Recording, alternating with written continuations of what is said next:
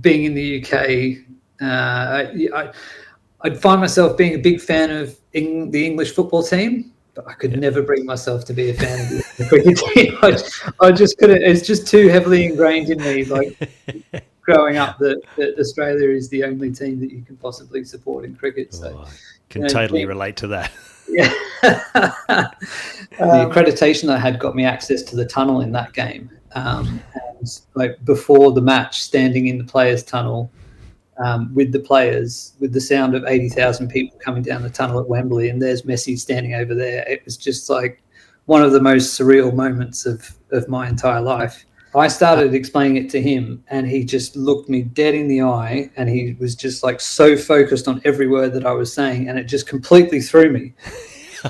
It just completely threw me because I was not expecting him to just be so attentive. And he's just, he's just like staring through me, like listening to every single word. Imagine starting out filming your dog and backyard cricket games as a kid and ending up producing for FIFA, Netflix and UEFA, working with global icons like Cristiano Ronaldo and David Beckham along the way. That's the journey of Tim Groundwater, producer, videographer and creative mind behind some of the biggest sports projects on the planet.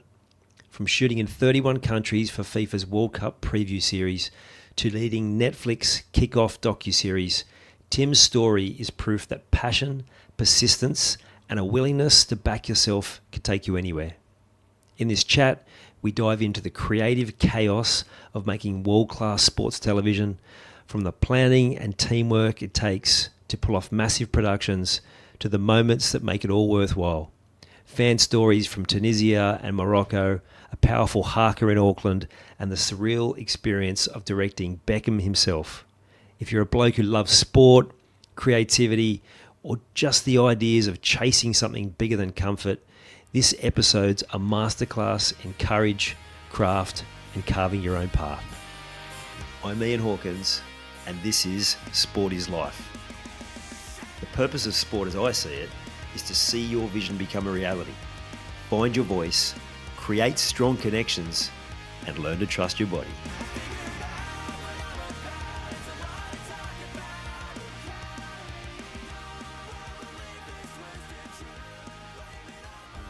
Hey Tim, how you going? Doing all right, thanks Ian. Thanks for having me. You're welcome. Just telling you, it's a beautiful day here in Sydney. You've already been down the beach in sunny Coogee. How good. What a great part of the world. I have indeed, mate. Yeah, I mean, this is the beauty of living in Australia. I've been in the UK for 10 years and this is the stuff that I miss the most. So really enjoying it. I did not even a full year in the UK because it started getting cold. I'm like, actually, this is not for me. How did you get through 10 UK winters? With difficulty. I'm not going to lie. I never really got used to it. I kept expecting that, you know, over time, I'd start to get a bit more used to the weather, a bit more used to the winters in particular. But it never really happened. I mean, I used to enjoy December and Christmas lights went up and that kind of thing. But after Christmas, when all the lights came down and you had another couple of months of cold and dark, it was a bit bleak. Yeah. The thing that just spun me out was you'd have these days that there was brilliant sunshine for about 5-6 hours, but it just never warmed up. Like even on a winter's day in Sydney, like the sun's out, you got to at least feel warm, but it just never did. Exactly. And shock. Putting washing on the line and having it dry in 2 hours is just like incredible. Yeah. That's what the internal heating's for, right, in the UK. That's it. Yeah. Hanging outside. Anyway, we didn't come here to talk about the weather in the UK, but more about your sport TV production. But before we dive into that, let's talk a little bit about just your sporting background. Like, you grow up playing sport? I did, yeah. So football, soccer, and cricket were my two sports growing up. And my favourite sport would change every 6 months depending on which sport was in season at that particular time. I've got an older brother who's 2 years older than me, and he's massively into sport as well. So we're pretty competitive in the backyard growing up. Reach any great heights? I wouldn't say great heights. No, I mean, I played football, like representative football for Central Queensland when I was younger, and cricket as well. And had dreams of going all the way, like any kid at that age. But no, it didn't happen for me, unfortunately. Like many of us, right? It's Indeed, because we didn't get the opportunities. yeah, that's what I put it down to. Now, my journey into sports television was complete accident in a lot of ways. Just got offered a bit of work when I'd finished my teaching degree at uni, and I fell into it. But what about you? Like, is it? We talked about that sporting upbringing. Is it something you've always been fascinated and wanted to get into, or was it a bit? I mean, I'll try and give you the shortened version, I guess. But we got ages, mate. Take as long as you need. I mean, I originally studied business at university, which was the wrong thing for me. I didn't really know what I wanted to do with my life, but I thought back on it recently, and when I was a kid, my parents had this little digital camera, and I used to make documentaries about my dog. Follow my dog around and make documentaries, and then I'd also set up the camera behind the stumps in the backyard, and like film myself and my brother and my mate playing the original stump cam. Yeah, the original stump cam, exactly. Yeah. So I mean, all those kind of like skills and interests and stuff were there from a young age, but I just never really pieced it together that it could be a career for me. So I spent about a decade in my 20s working in jobs that I didn't particularly like, didn't have much of an interest in, and I kind of changed careers quite late in life. It was about when I was 29 that I made the decision to re-educate myself in something that I had a bit of an interest in. And I studied screen and media in Sydney full-time for 2 years. And then fortuitously, when I'd finished that, my girlfriend at the time wanted to move overseas. So we went to the UK, and I was sort of looking for jobs in film and television, sort of writing and directing in film and television. And I started seeing all these jobs advertised in sports TV, and it's not something that I'd ever thought of before. I'd never considered it. Yeah. And I just sort of thought to myself, well, I've got this qualification. I know a lot about sport. So I'll start applying for one of these jobs. And I walked into a job interview at a company called Sunset and Vine in London for a junior producer role, working on the ECB contract, working on the cricket there. And, he started asking me questions about cricket, and eventually had to say, "It's all right, mate. You can stop. Like, I get it. You know what you're talking about." Just chewed his ear off about cricket. Yeah. You knew more than him, obviously. Yeah. And so that was my in, and from there I was lucky enough to get a job working on the UEFA Champions League magazine show at IMG, which just kind of and everything just sort of took off from there. How good! And did you find that because you had that sports interest and you'd been learning about, well, you've been shooting documentaries since you were a kid, as it turns out, did you find that it came pretty easy to you? Yeah, I did. Yeah. I mean, like anything, right? Like if you've got a passion about something, then it tends to come easier to you. And like once I'm working in cricket, I'm working in football, it never seemed like a job to me. I was excited to go in. I was excited to try and create something new and tell stories. I remember at IMG once I was making a feature on Brazilian Ronaldo, and he was one of my absolute heroes growing up. And I just had this moment where I just thought, how lucky am I that I get to craft a story and tell Ronaldo's story to the world. It was, I had a few moments like that over the years, but yeah, that was definitely one of them. So good. Yeah, I mean, I think I speak for most people at Fox Sports because they're all sports fans essentially, that there's so many pinch yourself moments going, I can't believe they're paying me for this stuff. Like, Yes. Yeah. I had quite a few of those over the years. He was a god to all the number nines, actually. Van Basten, definitely Brazilian Ronaldo, Shearer. I won't go back and even older names and show my age, but yeah, like he was. I think a lot of the sort of next generation don't understand just how good he was because what they saw of him potentially was those later years when he'd been injured and he'd put on weight. and That's yet he right. was doing pretty amazing things, but only a shadow of what he was doing in those Yeah, early years. yeah. I mean, I've interviewed a lot of big name players over the years, and he's definitely at the top of the list in terms of people saying he's the best I ever played with or against. Oh wow!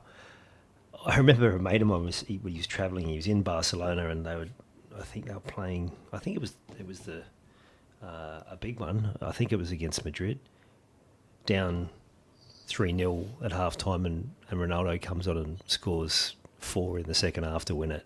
Yeah, And yeah, just because yeah. he was untouchable. He was. Yeah. Which was the World Cup where he just ran riot?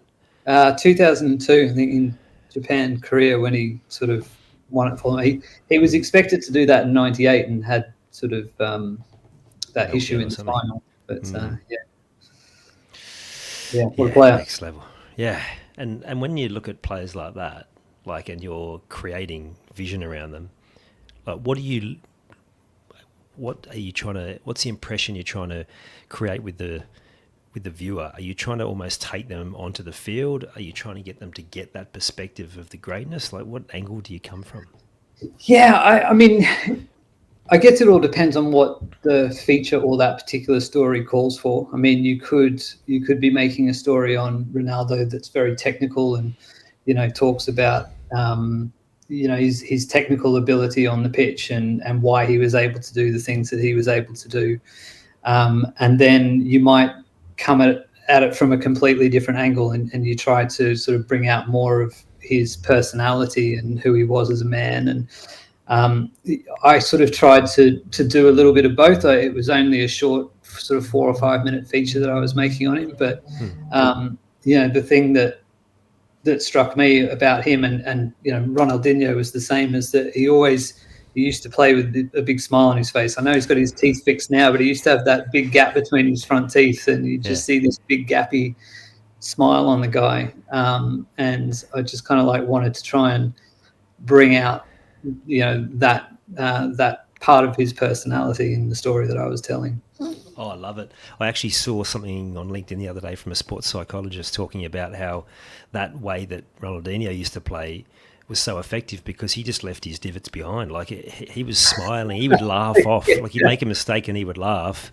Yeah. And then even talking about the wizardry of him, he would do deliberate bad touches to draw people into certain positions on the field and then just burn them. And it's like... He was an absolute class above, just a different level, that guy. Yeah. So good to watch. Yeah. I know the footballers that I played with when they were sort of coming through to 20 and I'm sort of heading out the back door at 30 odd, that they all claimed that Ronaldinho was the greatest of all time. And I'm like, well, I think we're always biased from our generation, aren't we? So I can't go past Maradona myself, but there's certainly plenty of talent there. The little genius. Yeah. So you've like just gone. Let's go back to, you talked about you wanted to move into something that you had a passion for. Not everyone has that courage or has that ability to take that action. Like, did you have to go through a really challenging moment to get to that point, just to go, I've got to get out of here? Yeah, I did, very much so. And looking back at it now, so I was working in sales. I was doing a sales job that I hated, and I'm not a salesman. And I was trying, and I was hating it, and I was hating myself for doing it. And in a way, I think I was fortunate that I hated what I was doing so much that it forced me to change. I think if I was doing something that was just kind of okay, I could have just kept coasting.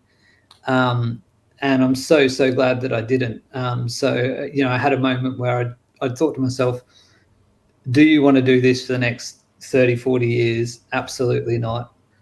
So what are your options? I wasn't really qualified to do anything else. So my only option really was to go back to study and retrain myself in something that I had a real interest in. And I mean, for sure, there were plenty of times where I wondered if I'd done the right thing.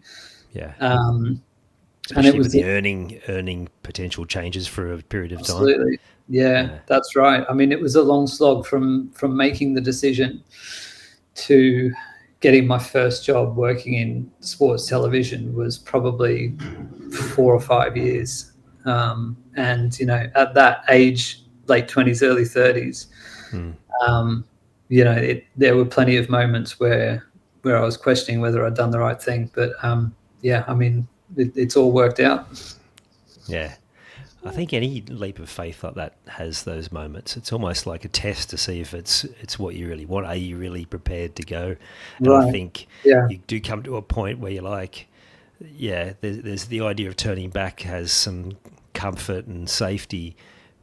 But for me personally, but it sounds like you're the same. It's like, Yeah. okay, that's an option, but really, I could never go back to those boring days that were almost soulless in what you were doing. Yeah, absolutely. And our time's finite, right? So really got to think hard about how we want to use it. 100%. And I think for me, that didn't come until much later in life. Like I was my late 30s, and I think, unfortunately, it is often from dark times that people eventually get to that point. But again, it says so much for your courage that you're prepared to do it, because many just aren't. I speak to people my age all the time that, oh man, you must love what you're doing. You've been doing it for so long, and they're like, it's all right. Yeah. Or they're tied to a paycheck or lifestyle or something. Yeah. As I say, I could easily have ended up one of those people. So I'm sort of thankful for how it's turned out. Yeah, and one of the things that I really enjoyed reading about what you've done is how much travel you've got to do. Like for me, who just loves travel, that just sounds like ideal. Now I know the truth is that there are different times where you're sort of flying in, flying out to get the piece or quick interview or whatever it is. But you've also must have had some great travel experiences throughout filming these documentaries and these programs. Yeah, absolutely. I mean, it's hard to know where to start, really. But the job that I got with the Champions League magazine show in the UK was an incredible sort of 3 or 4 years that I worked on that show. It was, it wasn't the highest paid job in the world, but the experiences that I got to have were just unbelievable. I was sort of traveling during the football season. I was traveling probably on average every second week. And I was traveling to, Champions League matches, going to clubs to interview players at the training centre, and, going around the city to film fan stories. And it took me to some incredible places and some incredible matches. I was at the Atletico Madrid Real Madrid Champions League semi-final derby at the Bernabeu when Ronaldo scored a hat-trick. I was standing behind the goal in front of the Kop when Liverpool came back from 3-0 down in the second leg to beat Barcelona 4-3 at Anfield. Oh, wow. How good. So, yeah, just some – and, I mean, look, you talk about pinch-me moments. When there's a couple of seasons where Tottenham were playing their home games at Wembley.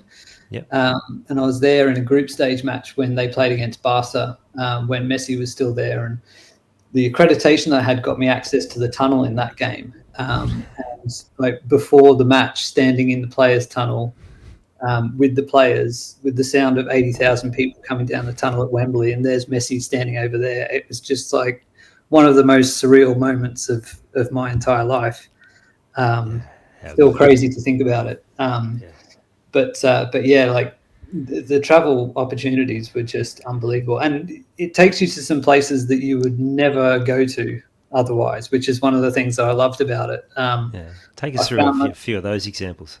Yeah, I found myself in a place called Östersund in Sweden, just a tiny little town in Sweden that made it to the Europa League one year. I think Graham Potter was actually the manager there at the time. Yeah, right. But I was there to film a city profile, and we were there in January. It was myself and a cameraman, and it was minus 20 degrees, and I wasn't prepared for that at all. I was like, I was wearing jeans and sneakers and like just about as many coats as I could put on, and we were having to go and film around this tiny little town, and like the sun would come up for about 3 or 4 hours during the day, but when the sun was out, the light it was basically just like filming at magic hour the whole time that the sun was up. And we had this little car with heated seats, and we'd drive around, we'd heat the seats up, and then we'd like run out and film for like 5 or 10 minutes. And my cameraman's filming, and I'm standing next to him doing star jumps just to try and like keep myself warm. And then we run back to the car and yeah, so yeah, some crazy experiences like that. That's probably that's one that really stands out. Yeah, never really forgotten about that. Yeah, wow. You must have met some incredible people too. Like, have you got any fan story, or like players, fans, or maybe a combination, maybe a couple of different stories? Well, I mean, in terms of like players, never really get. Maybe at the very beginning you get a little bit nervous in front of big players, but I think after a while, when it's your job and you're doing it every week, you sort of lose that starstruckness. Yeah. But one that definitely was when I met David Beckham in Monaco before the Champions League draw, and we were filming a story on him. And normally, when you do an interview, you have the least amount of people in the room as possible, because you want the person you're interviewing to feel comfortable and like a nice intimate setting. There's probably about 20 or 30 people in the room, because everyone wanted to see him. Everyone wanted to be there. And I was directing the shoot, and he came in with an entourage of people as well. And normally when you do these kind of shoots with big name players, you might try to explain to them how the interview is going to go, what you're going to ask them about, what kind of B-roll you might ask them to film. And most of the time they're looking around the room, yeah, fine, whatever. I started explaining it to him, and he just looked me dead in the eye, and he was just like so focused on every word that I was saying, and it just completely threw me. It just completely threw me, because I was not expecting him to just be so attentive. And he was just, he's just like staring through me, like listening to every single word. And I mean, the guy was so well media trained. He was kind of like very serious about everything. And then he sat down and, roll camera, and just this like bright, bubbly, sort of friendly persona came out. And I'm sure that is part of his personality, but he was just kind of like in the groove. Yeah, true professional, and it sounds like super respectful too. Absolutely, and that's the thing that surprised me the most, was just that he was, like, compared to the other names that you get to interview, like he's the top of the top, basically, David Beckham, and so you kind of just have this assumption that the higher you go with people, the less time they're going to give you, in terms of like taking you seriously as a person or as a producer or whatever. And he was the complete opposite. He was listening to everything and taking it all very seriously and taking me very seriously. So it was a nice surprise. I could just imagine though how disconcerting that would be, because you're not expecting to get that much back from them. Yeah, exactly. And he's a lot taller than I imagined him to be as well. So it's like a combination of those two things. It's like, okay. Yeah, right. I remember watching him play at the old Wembley back in '98, when he was playing. It's probably at the height of his powers, really, when he was playing central midfield for England, and it was just a masterclass. The Czech Republic, who were a good side back then, absolutely tore them apart. It was really good to watch. And I think probably people forget, because the later years where he was essentially very good at crossing the ball, still probably the best that there's ever been at doing that people forget just what a good, like, all-round footballer he used to be. Absolutely. I think he was runner-up in the Ballon d'Or one year. And I remember going back through a whole lot of old footage of his when I was doing a story on him, and I think before I'd done that, I'd forgotten how good he was in his pomp as well. Beating players on the outside, and much more rounded football than just crossing the ball, like you say. Yeah, absolutely. It was the most.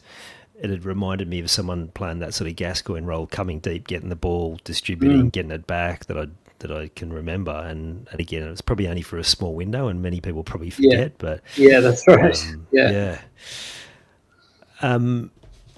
What about some, like, you're going into all these really unique places? Did you get much interaction with fans, and then wanting to know what you were doing, and having some cool interactions with them?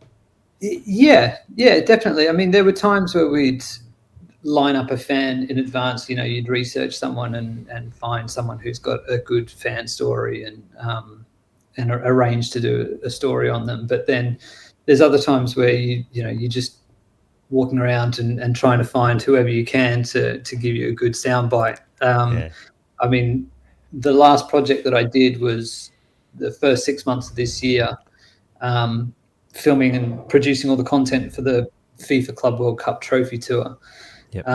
So that took me to 21 countries it was this year, 35 cities, taking the trophy to every club that was going to be playing in the tournament. And then each club would put on events around the city for their fans to come and look at the trophy and take photos with the trophy and what have you. And so, there was a lot more opportunity to mingle with the fans there. And it was really interesting seeing the difference, because we went to every continent, and it was really interesting seeing the difference in the fans in each place. And how seriously each club was taking it. I mean, you had everything from Manchester City, where they put the trophy in their club shop in a shopping centre for a few hours, and that was their event. And you just had a lot of sort of influencers coming along to do stuff with the trophy there. And then you kind of compare that with when we were at Esperance in Tunisia, in Tunis, and they had thousands of people, literally thousands of people, trying to get in to take a photo with the trophy. It turned into like chaos, basically. Like the police were there. You had people getting squashed up against the gate trying to get in. It was just madness. And I remember commenting on how crazy the Tunis fans were. And one of the locals was with us, is saying, "You think this is crazy? Wait till you get to Morocco." Oh, and wow. He wasn't wrong. He was not wrong. He was not wrong at all. It was mad. And I was working at the Club World Cup this year, and the team from Morocco were in Manchester City's group, and I was there with Manchester City. So they played each other the first game, and the Moroccan fans in the stand, I don't think the US security were prepared for them. I don't think they'd seen anything like Moroccan football fans before. You had they were trying to tell them to sit down at one stage. It's like, you guys have got absolutely no chance. And one of the security guys decided to jump into the crowd at one stage, and we just never saw him again. That's awesome. I think it must have been one of your pieces, because I saw the piece on Auckland FC. Going into that little clubhouse. Auckland City. Auckland City, yeah. And I really enjoyed that. So it's funny, like I can't remember where I saw that now. Would it have been doing the rounds on social media at some point, or YouTube maybe? It could have been, yeah. So it would have been on FIFA's YouTube channel. I think Auckland FC, I think they might have reposted it as well. Maybe that's on their own channels. Yeah. That was a pretty special stop, actually. That was definitely one of the highlights of the tour, Auckland. Yeah. The only non-professional team in the competition, obviously. And like, what a ride for those guys. Yeah. And self-funded. I mean, I'm sure they did some fundraising as well, but and they weren't awful either, were they? In the tournament. I think they drew non-professional team, they did incredibly well. Yeah.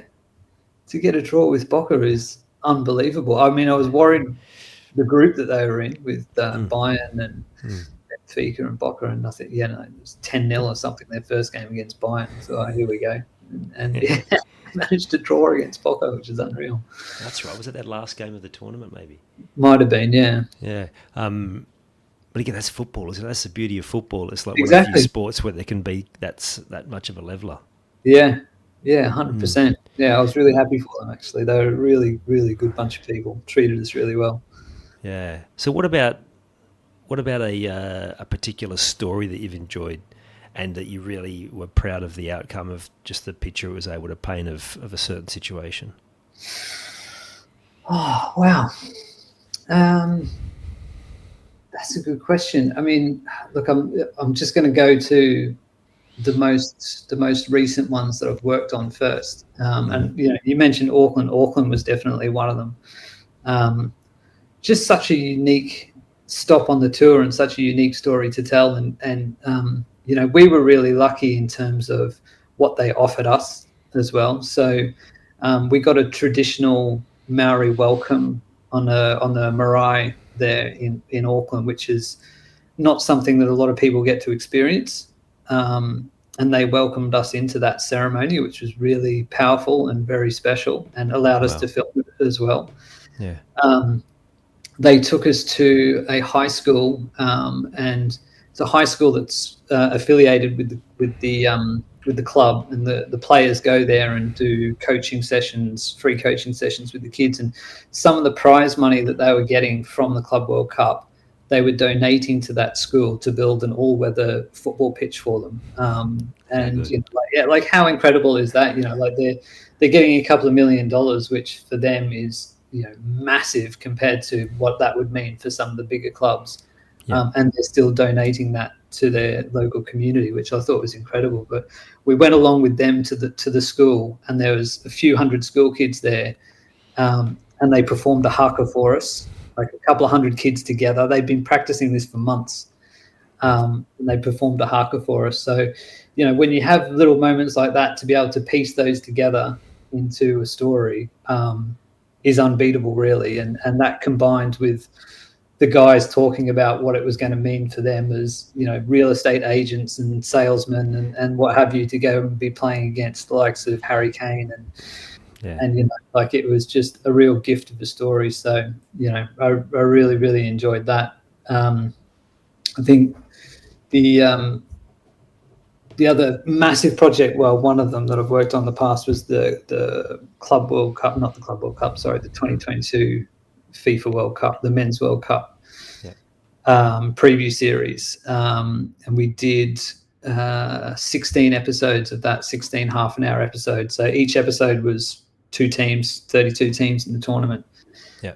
And that was that was a crazy, crazy project. But some great stories came out of it. And one in particular that stands out, not so much the story, but it's just the way that it came together. And it was, we were trying to do a story with Cameroon, and Cameroon were proving very, very difficult to get anything out of at all. An interview with a player, anything. Like, it was really, really challenging. And I'd come up with an idea to sort of use a couple of local actors to try and tell the story of Cameroon at the Club World, at the World Cup. And I don't know how we pulled it off. I had an excellent DOP and an excellent producer who flew out there to Cameroon. And we found a guy with a taxi and an actor to play the taxi driver. And he drove around the city picking up passengers, and they would discuss different moments in Cameroon's World Cup history. And we would kind of use that to flash back to these different moments. And the whole thing just... I also had a fantastic editor who managed to pull it all together. And I mean, I don't know what anyone else thought of it, but that was one of the proudest moments for me, just the fact that it did actually come together, because it was a pretty outrageous idea. It's such a great idea. And also, like, if you think about it from a cultural aspect and just how excited they would be about their team, and then the moments, like the first one that comes to mind is Roger Miller in 1990. And, right. I imagine those passengers would really light up when they were telling the stories too. Exactly. Yeah. I mean, they're so passionate about it, and everyone was like talking about it like it happened yesterday, So yeah, it was great. It all came together.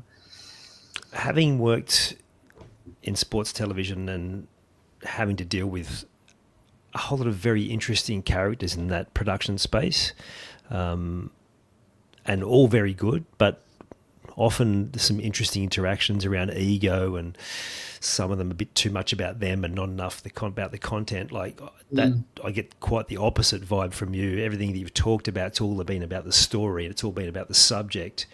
What do you think it is about you that differentiates from other people that are working in a space? Because I'm sure you've come across plenty of interesting characters as well. Yeah, I have. And I think, in any line of work, you're going to get people who challenge you in a good way, and also sometimes in a not so good way. But I mean, one of the things that I love about this job and this industry is that it's a true collaboration. I know that sounds obvious and maybe a little bit cheesy, but I mean, you can't do anything in this industry on your own. You need a great editor, you need a great DOP, you need a great production manager, you need a great archive producer. And like one man, one woman, you can't do anything by yourself. So I love the collaborative nature of it. But that, of course, will bring you into situations where sometimes you're going to butt heads with people, where maybe you'll have different ideas. I like to think that I've been able to find a way over the years to work with most personality types. And I think if you get people who are passionate and if you get people who are trying to serve the story and serve the production, then I think you can always find a way to work together. I think it's when you find yourself working with someone who is working to sort of serve themselves and isn't too bothered about how the story or the production turns out, that's when you've got a real problem. And I think that's when you need to look at maybe working with someone else. But I think, if you've got someone there who you can see has the passion and the same desire to create something great, the same as you do, then I'll always have that respect for them, have enough respect for them, for their drive and for their passion to try and find a way to work it out. Yeah, I love it. Let's get down to some of the nitty gritty now, because I know some of the people watching are in television, sports production, or something similar. How do you approach so you've given this project, what are some of the steps you go through? Obviously not going into all the nerdy television and production side of it, but just from a process-oriented perspective, how do you sort of set the whole thing up to get the best results? So I can't do my job without 100 spreadsheets, basically. I'm a bit of a spreadsheet nerd. Like my projects live on spreadsheets. And I don't know how people do it any other way, to be honest with you. But I think trying to break it down into its simplest parts, because, you get handed a project like, I'll use the example of the 2022 preview series where we had 16 episodes. You've got 32 sort of 15-minute features to make. You've got 32 countries to film in. You've got 32 crews to find. Each story needs to be unique. You've got to find your voiceover artist, etc., etc. It feels monumental, and it feels like, I'm not going to lie, like that project in particular, at the start, I just thought, how the hell am I going to do this? Yeah. Like the scope of it was so big that it becomes overwhelming. But being able to just break it down into manageable parts and just focusing on one thing at a time is really how I got through that. And like you have to be uber organized, super organized. What are your most important tasks for that day? Those come first. Et cetera, et cetera. And I think, you'll read similar things in a lot of books that talk about time management and creating good habits. And I mean, they all talk about the same stuff for a reason, right? Because it works. Yeah. And that's the only way that you can manage it. So, yeah, I mean, I would advise anyone that isn't currently a spreadsheet warrior that has big tasks at hand or big projects at hand to get on Google Sheets or get on Excel and teach yourself how to do it, because it's going to change the way that you organize your life. Agree. I think it comes back to what you said before about the different personalities. So I'm kind of other side of the personality spectrum to spreadsheets. I do have the added advantage of having a wife who's sounds a bit like you in terms of she's a spreadsheet wizard. So when I get stuck on that, I'm like, I've got all this shit in my head that I need to unpack. I need you to help me to get it into some sense. Again, the importance of team, right? But I think that if you're talking about any high performance habit, it's got to come with getting it all down on paper and actually mapping it out. And it's amazing how many people do that in their professional life, but then when it comes to other areas of their life, they can neglect it. So it's a really good point you make, and one that I think, for those listening, you should take a particular note of, and how valuable that is. Yeah, 100%. All right, so let's get now more into, okay, you've set the whole thing up. Then how do you go about, because you mentioned before you come up with an idea for each different element of the project. Are you having to go through that creative process every time, or is it some of it just kind of like it writes itself and it's already there, just staring you in the face? How does that process go? I think it's a little bit of both, and I think over the years, once you've worked in the industry for that long, not only have you've created a lot of content yourself, you've worked with some very talented and creative people, and you've seen a lot of things that they've created. You've done a lot of research over the years to try and come up with different ideas. I mean, there's definitely, like I'll have a page that's just like almost like a scrapbook of ideas. Like I'll just grab little videos, or it might be a photo or a bit of art or something that just kind of like inspires an idea or inspires a creative style or something, and just try to keep a book of those that I can kind of refer to and go back to. But I think also you occasionally, very occasionally, you just see something so original and an idea that you've never seen before, and you're just like, oh man, you've knocked that out of the park, that's awesome. But like more often than not, you're seeing a different version of an idea that's been done before, that's been slightly repackaged. And I mean, it's just like the nature of the beast, right? Like we're all producing content all the time. Like it's just not possible to come up with a completely new, original, groundbreaking idea every week, especially like when you're working on a weekly show or something like that. So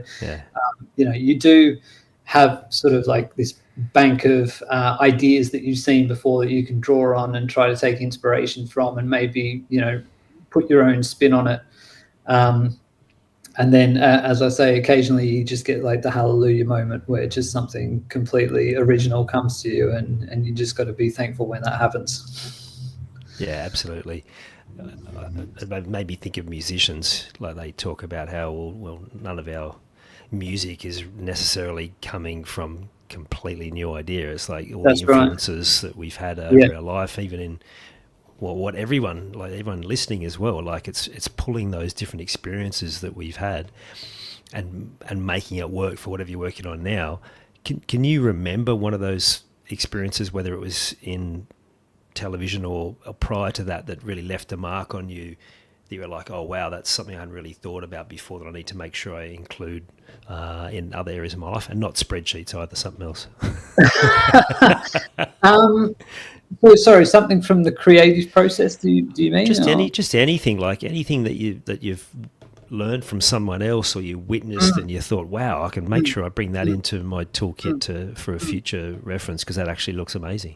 Look, I think working on that in UEFA productions at IMG at the time that I did was the best possible training ground that I think anyone could hope to have in sports television. I was working under and alongside some extremely talented, dedicated, hardworking people. And, that Champions League magazine show was sort of like the pinnacle of non-live football content in Europe. I think, at least we like to think so anyway, but compared to a lot of other stuff that was out there, it was really high quality content. And the fact that it was being turned around on a weekly basis, we'd sort of go and film a Champions League match somewhere in Europe. The match might finish at midnight. You'd be at the airport at 4 a.m. to fly back to London with the rushes. And at 8 o'clock, you'd be in the edit suite. You'd finish the edit at 9 p.m. and the show goes out the next day. That was the kind of turnaround that we were working on. But I think working with a few guys who sort of wouldn't accept anything but perfection. And I don't mean in that as though like really hard taskmasters, but it was just not letting you settle for something that wasn't as good as you could make it. And Yeah. doing that on a weekly show as well is crazy. And I can remember being in edit suite with one of the series producers quite early on in my time there, and the show was supposed to go out that night, and I can remember him getting the editor to trial 3 or 4 different sound effects for a flag waving in the wind until he found the right one. And I was like, all right, so this is like the level that we're aiming for here. Yeah, wow. Whereas your head's So, like, come on, let's get this done. We've got a deadline to meet. yeah, I mean, I'd never thought that much about how those tiny little details can make such of a difference. So just being that environment and just like, I guess, just learning that extreme attention to detail was something that's held me in really good stead for the years that came after. Love it. From a programming perspective, at Fox, we were often getting those IMG magazine shows, and we'd always be disappointed in how few people in Australia actually tuned in for them, because they were some of the best programming that we showed, and they were like boxing documentaries, lead up to big fights. There was the football programs. There was like a whole lot of the behind the scenes stuff around a whole lot of obscure sports. Sunset and Vine and IMG did a fair bit of the sailing stuff, which again was such great stories, but it's like almost like hidden gems. I mean, I don't know, obviously there was an audience in other parts of the world, but yeah, they were always high quality stuff. Yeah. I mean, they're still getting made and they still go out in Australia. I'm not sure what the viewership's like, but yeah, it's great content. Yeah, absolutely. What a couple of questions about like your sort of creative ideas. If you had a blank slate, what would you love to sink your teeth into? What sort of project? What sport? What out there are you seeing that you'd be like, oh, if I could get my hands on that, I could do a fantastic job? Yeah, that's a really good question. I think that there's, I've only been back in the country for a couple of months, but after being away for 10 years, but it seems to me like there's a real opportunity here for some additional non-live content around sport, especially on these streaming platforms. Like the way that people are consuming content these days is so much more about video on demand and sort of shorter bits of content. I know there's definitely still a place for long-form documentaries. I think maybe sports documentaries has been saturated somewhat in recent times, but just like those short sort of like 3 to 5 minute features and magazine show style features that can sit independently on streaming platforms and on YouTube pages. I think there's a real opportunity there in Australia for that content to be made. And I, like being back in Australia now with the summer of cricket coming up, like it's been a long time since I worked on cricket. And, like being in the UK, I'd find myself being a big fan of the English football team, but I could never bring myself to be a fan of the cricket team. I just couldn't. It's just too heavily ingrained in me, like growing up, that Australia is the only team that you can possibly support in cricket. So I can totally relate to that. Yeah. But yeah, being back on Australian shores again, would be really keen to sink my teeth into some cricket content, and like especially with India being here this summer, I think it's going to be huge. So would love to get into sort of some match night features and things like that, because I think they do really well here in Australia. Yeah, absolutely. And you think about all the different platforms and places that those short pieces could go. I think that just makes total sense. I love that. What about, okay, you've kind of ticked this box in this next question, but what about something you see for the future of sport? So you've talked about those smaller pieces, but is there something else in TV production, like perhaps a trend that you could see unfolding in the future, given just how like technology is advancing so Yeah, quickly. Like, can you yeah. kind of see where that's heading? And maybe, Yeah, look, I can. Like, I think it can't be long until the virtual reality experience becomes a big part of sport. yeah, I tried I think what are they called? The Apple goggles. Can't remember what they're called, but I tried those, and like one of the demo videos is of being at Madison Square Garden, sitting in the front row and watching an NBA game. And it was just mind blowing because it was literally like you're sitting there in the front row at Madison Square Garden watching an NBA game. And I just thought, holy crap, like this, like obviously the technology has to get to a point where it's accessible to everyone. And it is a very different viewing experience because, it's not like you sit in a room with a group of mates and watch the cup final or whatever, and you're all there cheering together. And, if you've got a mask on, then that's a very different experience. But the fact that it is so immersive and just feels so real, I just think that there's definitely going to come a point where that skyrockets. And I think once they get them to a point where they're more affordable for an average viewer, and the like the technology catches up to a point where it's not going to be glitchy and it's affordable enough to produce and affordable enough to consume. I can see that taking off for sure. oh, that sounds fantastic. So you could even the same thing, the tiers of the tickets where your virtual experience comes from. There's no reason why the technology can't be so immersive that you can be there with your mates, so that you're all having an interactive experience courtside at the Lakers, for example, but all through your own goggles. Right. Yeah. Sure. Wow. I never really thought about that, but oh mate, that sounds fantastic. My only negative thought around that was like, well, if it gets that good, will anyone go to the games? Right. Yeah. I mean, it's a good question. I guess, like, if you got Madison Square Garden down the road and you have the option of going down there, then maybe you would. But obviously, sitting in your bedroom over here in Australia, you don't have that option. Cheaper beer, hotter pies. But There you go.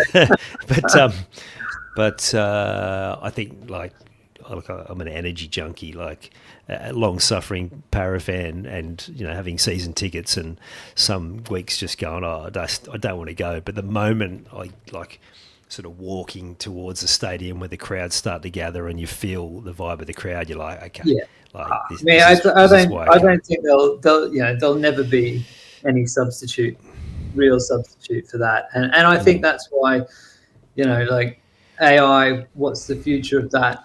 Who really knows? But I don't think it's ever going to replace live sport because it just can't. Like that unscripted drama is impossible to replicate. So that's always going to be there. Yeah, and I follow a fair few people in marketing and trends and that sort of thing, and they're all saying the same thing.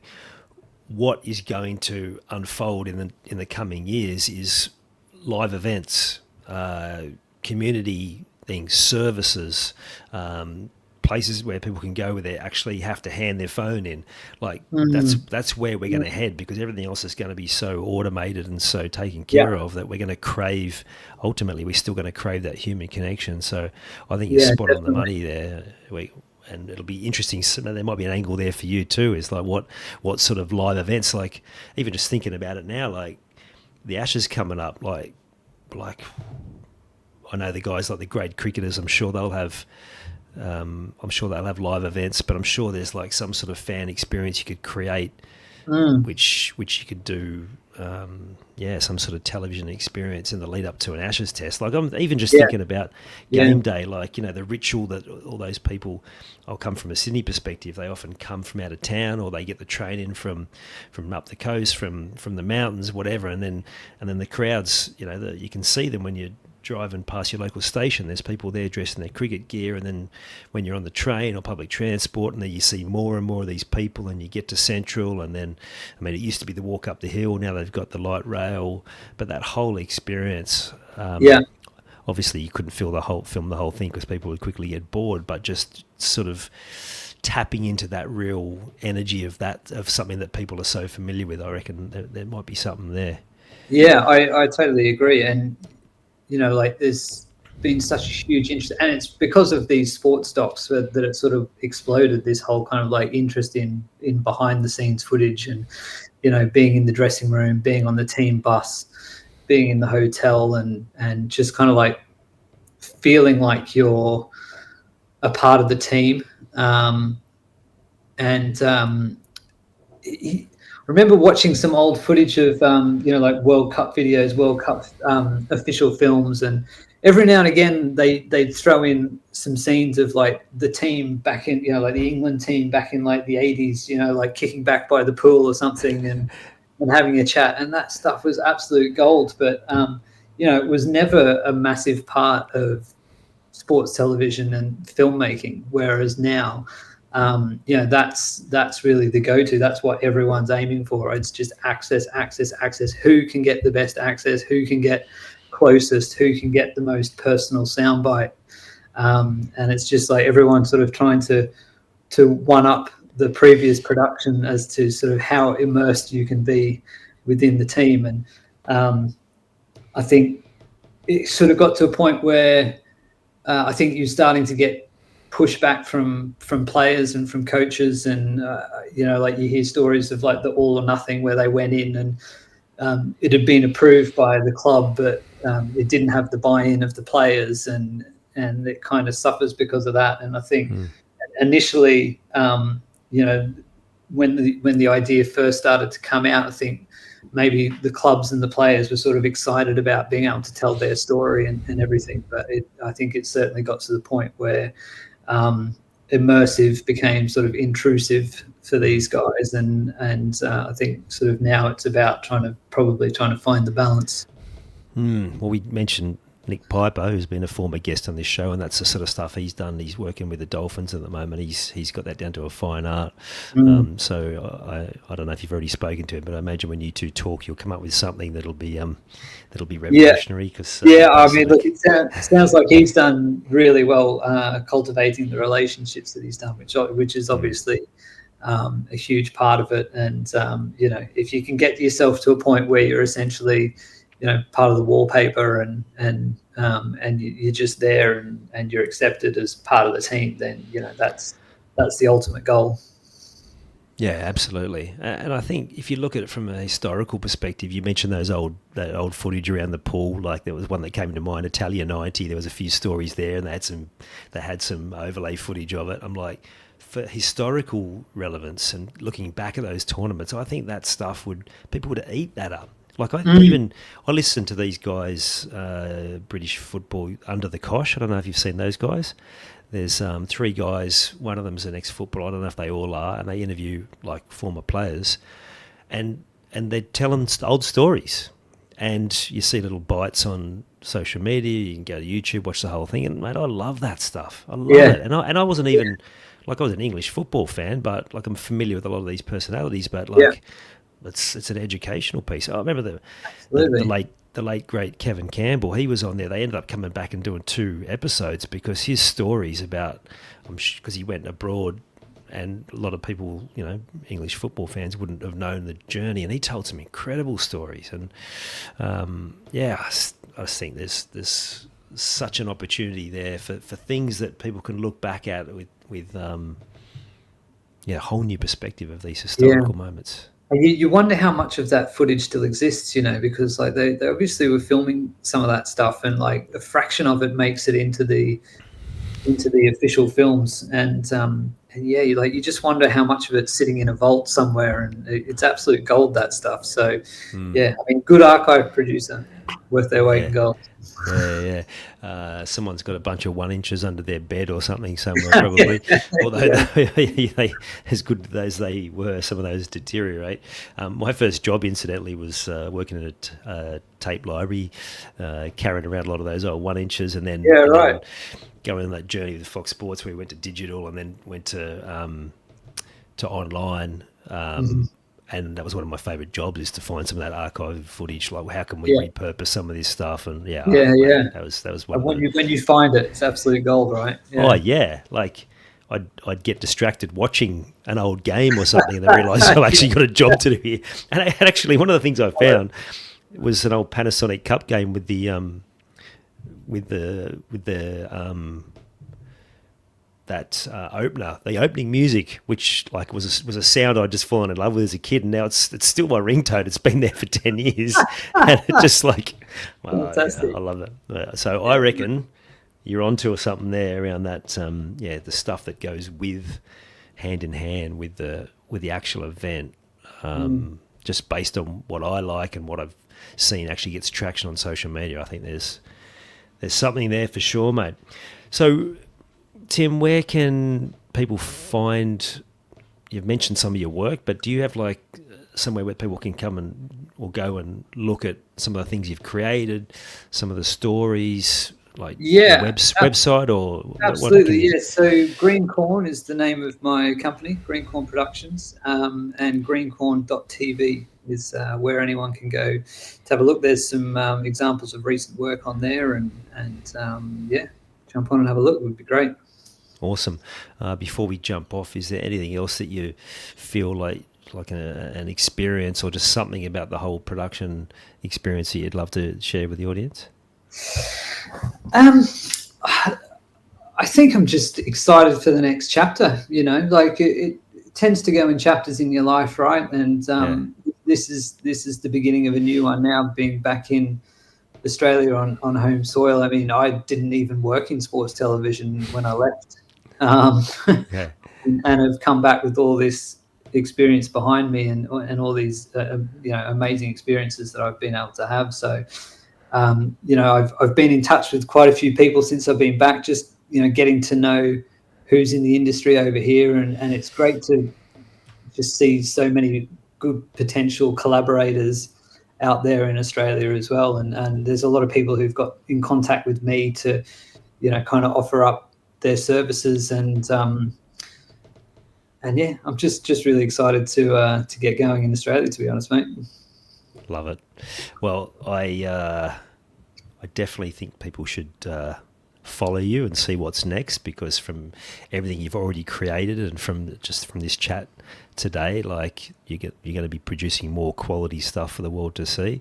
I appreciate you coming on and sharing some of the process and some of those magic moments that only sport can create. I've really enjoyed the chat, and thanks for coming on, Tim. Yeah, me too. It's been a great chat, Ian. Thanks for having me. Welcome. Tim's story is a reminder that success isn't always about chasing the biggest stage. It's about backing yourself when comfort starts to feel like a cage. From filming his dog as a kid to producing global documentaries, his journey shows what happens when you follow your curiosity, stay patient through the struggle, and commit to mastering your craft. Whether you're leading a business, building a team, or chasing a dream, the same rules apply. Surround yourself with good people, plan with precision, and stay true to what lights you up. That's where real momentum begins, in the courage to create your own game. You've taken the time to listen to this whole episode. Now it's time to take action. Commit to one thing you've learned today and make it happen. And to avoid any obstructions, join the Sport is Life movement by clicking on the link in the show notes.